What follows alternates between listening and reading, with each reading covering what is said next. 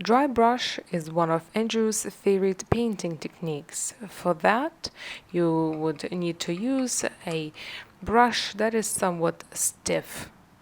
So I'm going to start, and this is yellow ochre, and I'm of course following a sketch by Andrew Wyeth. I will mix in some green into the yellow ochre, and in the dry brush technique it's important to use the least water as possible in order to create the textures. Paper is also important in creating textures and help with dry brush greatly.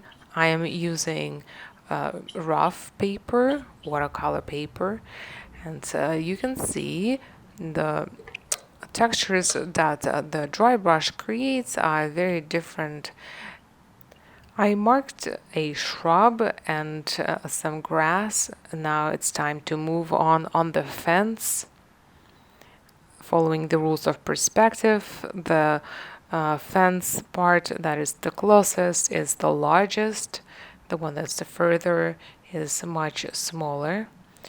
It is okay to add some water into the paint as well to create yet more solid shapes.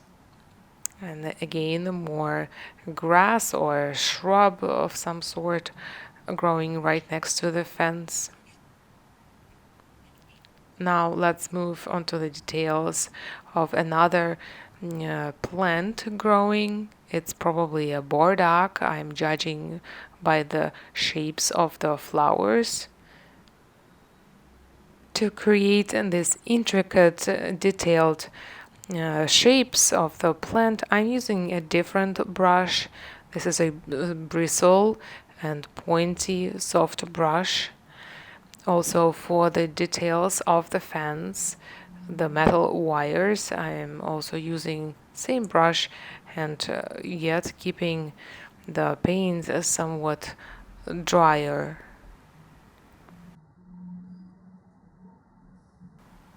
Let's mark a barbed wire on the very top. I will mix in an ultramarine in order to show the sky section and the horizon line.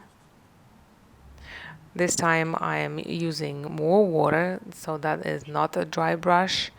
But here to present some of the green grass, I am again using a dry brush technique to create the textures. This sketch is almost complete. I am going to add some of the dark blue color on the back while the paint is still wet. And let's look at the original sketch by Andrew one more time.